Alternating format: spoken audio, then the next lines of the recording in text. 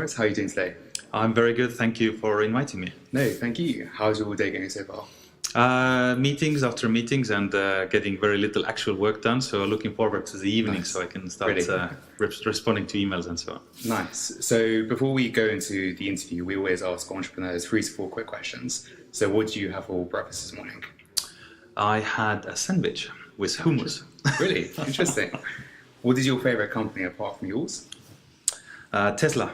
Really interesting. So I'm a big fan of Elon Musk, and I think although all this trouble that is going on around him right now, I think he's really truly trying to inspire people and achieve something that is truly remarkable. Nice. And is he your inspirational founder, or? I think he is. Yeah, I can say that. Yeah. Nice. And what is the one thing you would have changed before you were 20? I would have probably partied a little bit less and paid more attention to what my teachers told me. Really? Interesting. So you started Monese back in September 2015. What was the idea behind it and why did you want to start it? The company actually was incorporated in late 2013. And the idea came to me when I had sold my last business, which was basically a tech company. And the idea how this came to me was that I started dreaming about a banking service or a bank that is really available anywhere on the planet, wherever you go, to anyone. I'm not sure if you know, but right now, if someone comes to the UK who is not born here, when you enter any big mainstream banks, you typically will not get any services from them because you don't have credit history or you don't have proof of address or utility bills. And these two things are really required to access any financial services in the UK and beyond. So I wanted to build something that gives people this accessibility, this power to be a truly global citizen, go anywhere they like and be served the way you would expect right now from in this modern era, right? Because, you know, if you look at TV, if you look at the way we consume media, music, you have Spotify, you have Netflix, everything is nice and digital, on demand. So we wanted to build a bank, basically a banking service that looks like this a little bit. Awesome. And tell us more about you and your backstory before we started Monese. I am currently 41 years old. I have been building businesses for about 10, 11 years now. My first business was in lending, so I did something quite ridiculously difficult. So I decided to go straight into lending, lost my money, all the monies that I lent out, because I relied on old ways of measuring customers' creditworthiness. So I was, for example, relying on the responses I received about customers' credibility from Experian, Equifax, and so on. And based on this, I made poor decisions, lost all my money, and then I had to really rethink how credit works, especially if you don't have credit data to play with, especially if customers are coming from abroad, for example. How do you lend someone who has no history? So we figured it out, and that was my first business back in 2007 and 8. It became actually quite successful. It was one of the quite top brands in the UK back in the day. Anyway, I lost a little bit of money, earned a little bit of money when I finally exited the business. I went on to create a tech business which helped lenders to make great decisions about customers' creditworthiness, and basically built a solution that enabled small lenders to not hire 500 people, but trust software and let software do some of the communication, credit checks, and issuing funds, getting funds back, and all that. So that was my second business. So that's pretty much it. Great. And you recently raised $60 million. Congratulations. Thank you. What was that whole process and how long did it take? We recently closed a Series B, which basically we did our seed round when we started around 2014, 2015. We raised Series A, which was $10 million in late 2016. And Series C is really truly growth capital. So we have achieved a product market fit. We know what we're doing. We know why customers are loving us. So Series B was really to accelerate the growth and take us to new markets also outside Europe. And one of the investors who led the round was Kinnevik, which is basically a global investor. They have invested all over the world, notably Africa and so on. We also have PayPal on board right now, which also gives us extra knowledge. We can use the experience of these people who have built a truly global brand with 250 million active users. So we believe that thanks to this funding and people who we now have with us, helping us, we can go a long way.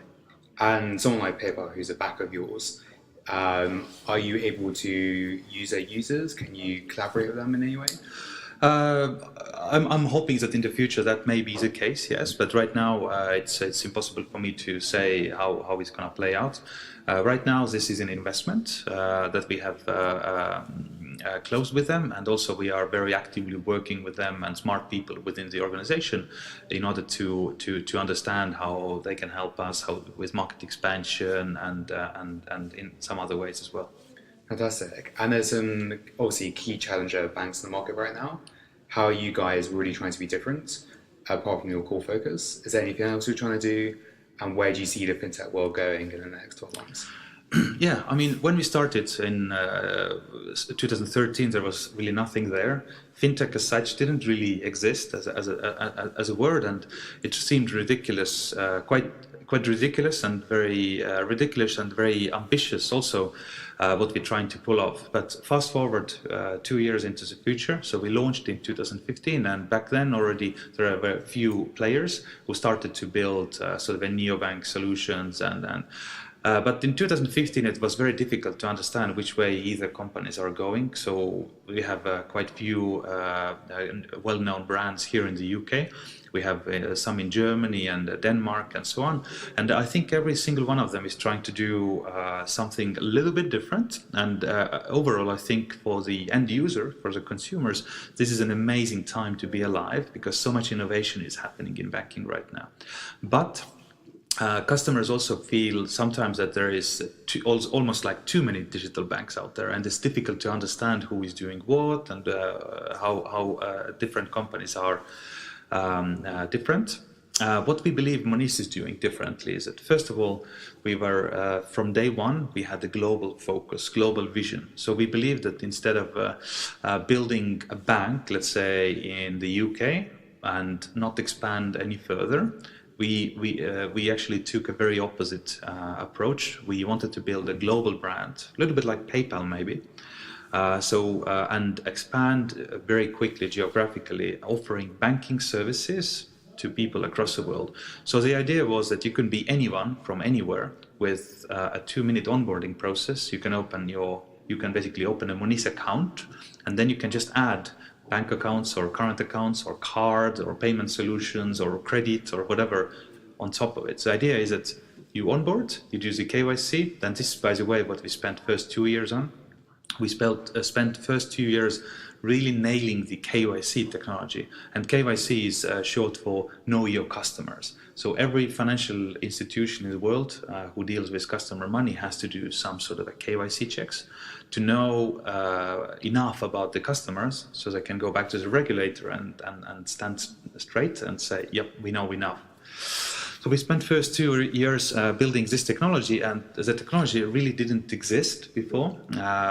Right now it is quite easy to outsource this if you just want to serve customers in the UK, but you're not really accepting international audience.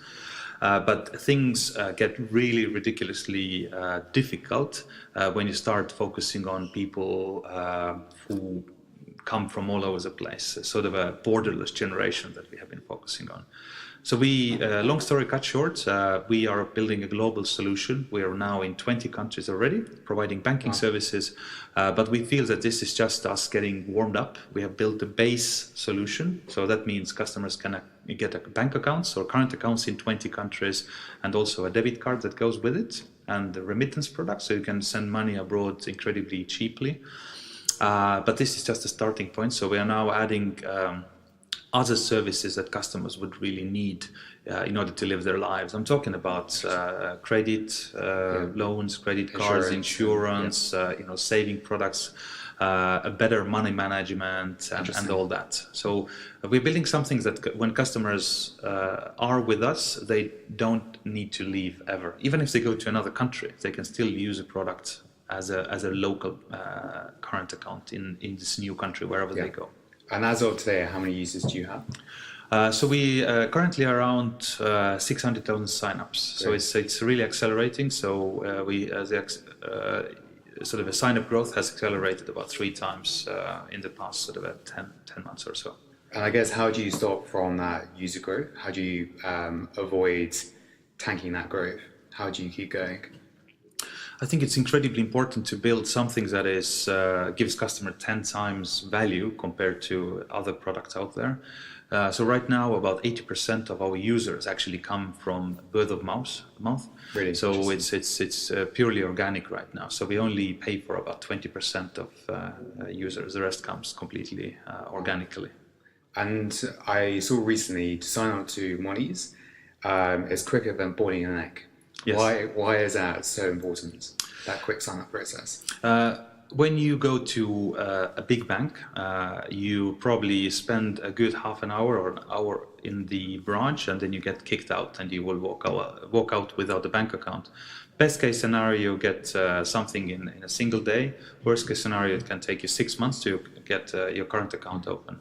So that's why we believe it's important to onboard a customer in few minutes, because it's completely seamless, and it has to be a seamless and simple experience, because it shouldn't really be more difficult than signing up for a Netflix account or a Spotify account. So.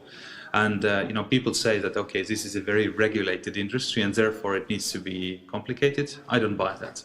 I think it's possible to think a little bit outside the box, to use modern technology, and if you're really going after it and you're figuring out you're using best practices and great technology, then it is possible to remove the bureaucracy and minimize borders and obstacles, and you can onboard customers in a safe, secure, and in a way that your regulator would also approve. Interesting. And I guess, you have a couple of paid options, but you had the free version as well. How do you persuade the users to sign up to your paid version? And why are you charging? We started as if you have been monitoring the industry, majority of the players started with a free offering, but we decided to go with a paid offering as a starting point. So we needed to convince ourselves, I guess, that we are providing so much value that customers are willing to pay for it. So we launched with a monthly fee product, $4.95, and everything inside that monthly fee was free or very low cost. So we proved the point. Customers were willing to pay, and we have now also introduced 2 more pricing packages. One is a free one, that you don't have a monthly fee, but you pay per certain transactions. Like ATM, for example, costs £1 to withdraw. And we also launched $14.95 a month premium package, which I believe that although it sounds really expensive, but again, if you think that everything else inside that package, once you pay a monthly fee, there's no other fees. The FX is meat market. You can't go any cheaper than meat market. It's effectively a zero rate. There's no ATM fees, no cash deposit fees of any kind. Everything else is completely free. And we believe that those who are who are moving more money around the world, or who are doing more transactions, this would be the cheapest option in the space. And are you looking to offer business accounts at some stage? In fact, we are launching business accounts in the next couple of weeks. Yeah. Oh, wow. So it's not just going to be private individuals, but also small businesses that we will be focusing on. And again, we are unlike many banks, and also sometimes challenger banks. We are again staying true to our course. We are focusing on the audience that has international background. And people who find it otherwise maybe difficult or a little bit tricky to open an account in a big bank, because again, utility bill or something is not there, or you just want speed and convenience. Fantastic. I guess moving on to your company culture, how do you create a company culture and how big is your team now? Our team is currently around 160 people across 4 countries. We started this business in the UK, where our headquarters also is. We have a team in Tallinn, Estonia. Now just opened the Portuguese Lisbon office, and also now in Berlin. Sorry, why Portugal and why Berlin?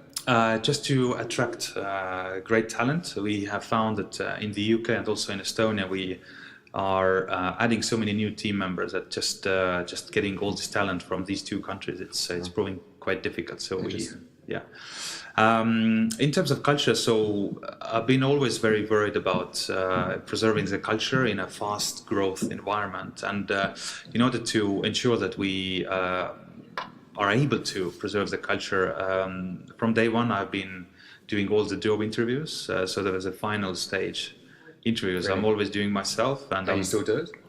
I have just dropped it, basically. Just dropped it, so about 10-15 people ago. Okay. So about when we had 140 people, then I decided to do only sort of a senior level interviews. But the idea was that the first 100-200 people, you really build this cultural base, and these people are the core foundation of your the business and culture. And after that, you can let a little bit, be a little bit easier on yourself and let go a little bit, because a foundation has been built. But I'm still keeping an eye on it. So what we do right now in order to nurture the culture and preserve it is, for example, we have all hands meetings every week or 2 weeks. I'm constantly talking to team, reminding them of the vision and what we're trying to achieve in the next sort of not just next 10 years, but also next quarter and so on. It's constant reminders and making sure that everyone understands what we're trying to achieve and where we're coming from. And so running a business can be incredibly stressful, exhausting. Where do you go when the going gets really tough? I recently picked up meditation, so I'm meditating every single morning before I come to work. It's 10-15 minutes, does magic. Really? I must say, yeah, absolutely. I found also that going to gym or doing a little bit of exercise, 2-3 times a week at least, it gives you this energy boost, and it's really worth putting some effort into it. And good sleep also helps a lot, I must say. What's your daily routine? Are you up super early or? I'm an early guy, yeah. So I wake up around 6 o'clock normally, and I get typically about 6 to 7 hours per day sleep, which is, some people think it's quite long. Some people, they need their 8 hours. Yeah. Founders, no? Also, I've found that during the weekends, I normally do about 16 hours a day work. During the weekends, a little bit less, and I found that if you really try to do less work or switch off, then you should do it properly. I mean, literally go for the entire day, no work at all, just to spend time with your family, kids, go hiking or whatever, and that's also the best way to reduce the stress. And I guess what has been the most challenging moments since starting Monese, apart from raising the finance? I guess one of the most challenging bits of what I found also is just to, as a founder, you are, always so far in your thinking where you want this product and the business to be, and it's quite sort of painful when you see that we're actually not able to move as fast as I would like to. So that's one of the causes of stress for me and difficulty. So making sure that we are actually able to move that fast. And during the growth, also filling all the roles that need to be filling, making sure that you have enough people to basically to accelerate the growth and the business. And I guess so. Since you started Monese, have there been times when you just thought, "This is not going to work. I'm going to give up. Can't see, the next journey"? Has that ever come? Actually, no, I wouldn't say that. No, it's been always in the very early days when I didn't actually know. That was the first 2 years before the launch, when we operated in complete darkness. So we're just building the product, but we haven't actually shown the product to the consumers. So it was a bit tricky, so we didn't actually know. But then based on all the conversations and research, I knew deep in my heart, and the data also proved that it must fly. There's no way, right? It must fly. So that was the only time before the launch. But after we launched, it was very clear that this product is needed, and after that there has been, I haven't looked back so far. So And good. I guess when you raised the $60 million and it was in your bank account, did you go out celebrating? What was it like seeing $60 million in your bank account? Nothing has changed really. Many people go out and party and they think it's a little bit like a lottery ticket, which it isn't. So it's actually added responsibility, and you have many more people looking at you and wanting you to deliver super fast. So it's actually more work. Fair enough. And I guess, what do you think of the UK tech talent and the UK startup scene as a whole? The reason why we are actually headquartered here in the UK also is I think this environment, especially around London, is incredibly powerful. As a founder, you are able to meet other founders, and there are so many events, and you have abundance of capital and investors here. So I think London truly is one of the best places in the world where to be if you want to build a startup, and also if you want to build financial services startup. So London definitely is my favorite. And I guess the same for the fintech world. Where do you see that going in the next 12 months and then 5 years?